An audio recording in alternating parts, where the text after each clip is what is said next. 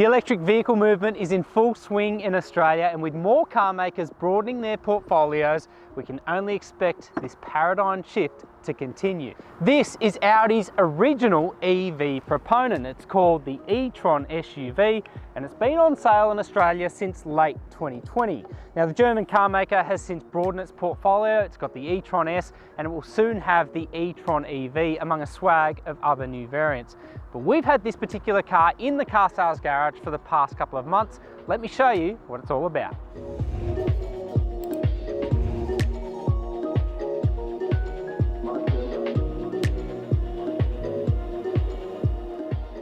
The e-tron is one of several European electric SUVs now available in Australia, joining the likes of the Jaguar I-Pace, Tesla Model X, and growing EV portfolios from BMW and Mercedes-Benz.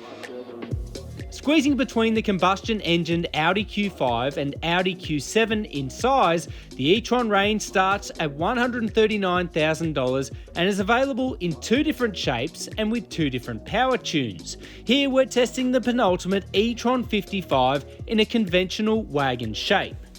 Now, as most current EV owners can attest, an electric vehicle is only really as good as the charging infrastructure around you. So when I went into this long-term e-tron loan, I did so without any at-home infrastructure. I've purely relied on public infrastructure to get by.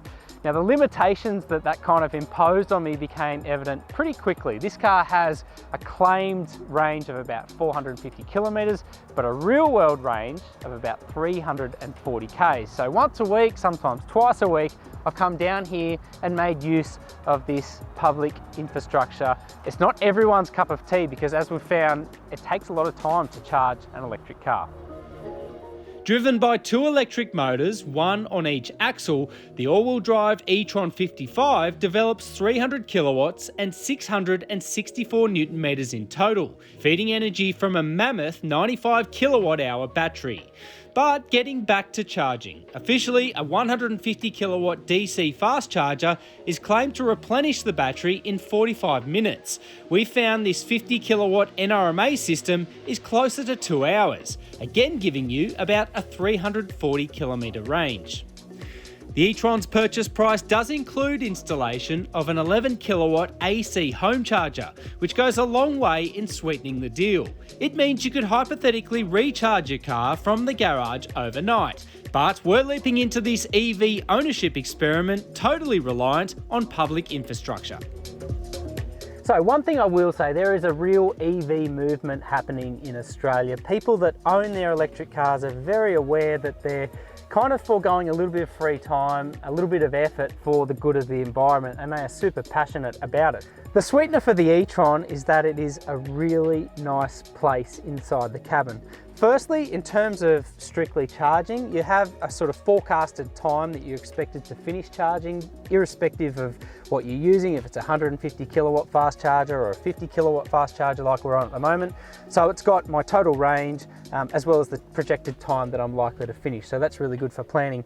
Otherwise, it is a really cosseting, really Teutonic space, and really quite tech laden as well. So if you are sitting in this car waiting for it to recharge, you're going to be doing so with comfort. There's two haptic screens in the middle. One controls your basic infotainment, your media, everything else. And the bottom interface controls all of the climate control. So there's very minimal physical buttons inside the cabin.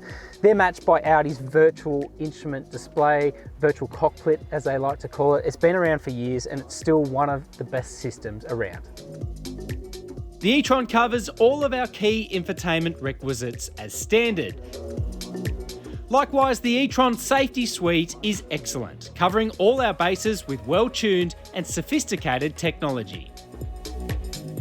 Okay, so that brings us to arguably the elephant in the room, the most eye-catching feature of this particular e-tron S. It has the optional $3,400 virtual exterior mirror. So there's a camera on each side. It looks like your external mirror housing is actually broken. It's not, and it kind of shoots back a picture. You can actually move it up and down if you need to. It works quite well. It takes a lot of adjustment. You just got to learn to trust the system. I often find myself looking over my shoulder, probably more than I normally would with traditional mirrors. But in terms of reversing, that's probably the biggest thing. I never realized how much I actually sort of shifted up and down in my seat to be able to see what the wheels are doing. You obviously can't do that with a camera-based system. The e-tron's 4.9 metre dimensions translate to strong second row proportions suitable for adults or little ones alike. There are air vents in the B-pillars and behind the centre console, together with a flip-down armrest, 2 additional USB ports to match the 2 in the front row, plus ISOFIX attachment points on the outbound pews. So one of the things that's really won me over with the Audi e-tron is its physical size. 4.9 metres in length. As I said before, it's sort of neatly wedged between Q5 and Q7. That means there's enough space in the boot area, in the rear seat to kind of work as an everyday family car, but it's not too big that it's at that sort of intimidating size. So the boot area itself, flat floor, bit of a high loading height, but 616 litres altogether. There's a 12-volt outlet here, as well as these handy levers to stow the second row space down. When you do that, you're getting well over 1,300 litres worth of boot space. There's a space saver spare tyre underneath the boot area, as well as a handy storage space for things like picnic rugs.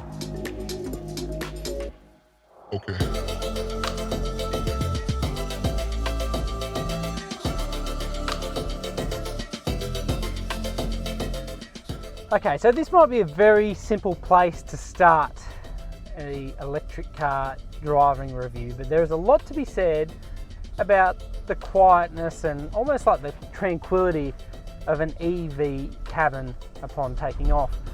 It's more pronounced too. I've spent several months with this car, and every time I jump back and forth between this and an internal combustion car, they kind of feel comparatively chaotic and busy inside the cabin with all the vibration, noise and anything else. But pull away from the curbside, the e-tron picks up speed effortlessly. 0 to 100 in 5.7 seconds in this 55 Quattro. But more than that, it's, I guess, the middling accelerations. You can be sitting at 75 k's an hour like I am at the moment. You can just squeeze on the accelerator and it's just a almost boundless surge to as fast as you want to go. The e-tron's limited range and the fact it cannot emulate the visceral rush of an induction engine through the rev cycle means there is very little temptation to explore its straight line performance. Rather, there is more day-to-day enjoyment from the drivetrain's ease of use in all scenarios and its absolute sereneness. Now, dynamics. There is no shortage of new EV models on the market that I would call under-suspended. They're prone to crashing, they're prone to a lot of vertical movement, and just generally they don't have the adequate suspension system to really make do with all the weight on board. This e-tron SUV weighs about 2.6 tonnes and it does an amazing job at just controlling itself over big, drawn-out undulations and over sharp obstacles alike. So for that reason, like, I just went through a huge washout then and just bang, it recovered so quickly and it never really got to the bottom of its stroke. It just sort of hovered through it in one easy motion. For that reason, you're not really getting any thudding, any crashing or anything else, and be that on inner city roads with lots of road joins, lots of bumps, to country roads like I'm on at the moment. This surface is quite busy, it's quite undulating and it's on a pop-marked bitumen. And even so, the e-tron SUV acquits itself really nicely. Dynamically, there's a very digital veneer to all the controls, and there's nothing wrong with it. It telegraphs all its key movements really well, but I think the real saving grace with this car, the real defining feature with it, is that it just balances dynamic wears with comfort really well. The all-wheel drive system is key for that. I think, you know, it's inherently rear biased. It'll call on the front axle if there's a slippage detected or if you're really hooking in, but it means the car feels balanced, it feels really good under power, and it feels just sure-footed as well. The electronics, they're probably a little bit overzealous if you're really going to hook into a corner. You'll know the stability control suite's there because it'll take big chunks away of power if it needs to, but all in all, as a daily driver, this is a really nice place to be. And as I said, you get really used to the EV component because it's so quiet and so serene that everything else feels a little bit busy. In terms of range, so as I said before, 340 k's range in reality. I've found that consistently every time I charge it. The trick with it is it's not as predictive in its readout as it probably could be. I'll give you an example. Yesterday I went from our place in the mountains down to the coast, so about 600 meters elevation down to zero. When I started the trip, I had 186 kilometers worth of range displayed. When I finished it at the other end, I still had 186 k's worth of range displayed. Then it was time to come home. I went from 186 down to 43 kilometers because the trip was uphill. So I don't know, there has to be a smarter way of giving you a readout so you're not sort of caught out ever, if you weren't really used to this car, caught out with no range, even though you started the journey with plenty. That's probably my only criticism. This car has 3-stage regen brakes. They work really well, and my favourite feature is that they're accessed through traditional paddle shifters. So instead of changing the gearbox, you can go from the easiest coasting setting, which is almost like hovering along in neutral, like an angel gear, to pulling on the pedals, and it really washes off speed quite aggressively. But it's not in a way like Tesla, like others, that comes on so suddenly it makes you feel car sick. It's still done in a nice, linear and progressive fashion.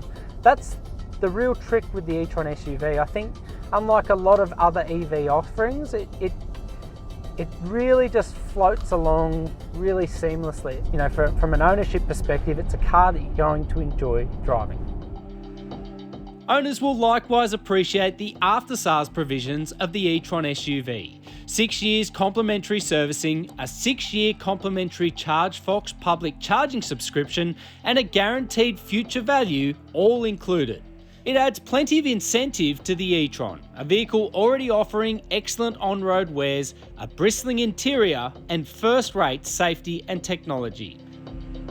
Living with the Audi e-tron has taken me into uncharted EV territory. It's probably the first one that I've spent a lot of time with, and it's really convinced me that I could really do the EV thing long term. So much so, I'm now thinking about installing solar panels and charging infrastructure at my own place. But that itself is the trick with an EV. You obviously need all of that set up in your own household to really make it work. For me, I think the clinching factor with this car is probably the price and the range. If it was a bit cheaper and you had probably double the range, then it would really begin to make sense as an everyday vehicle.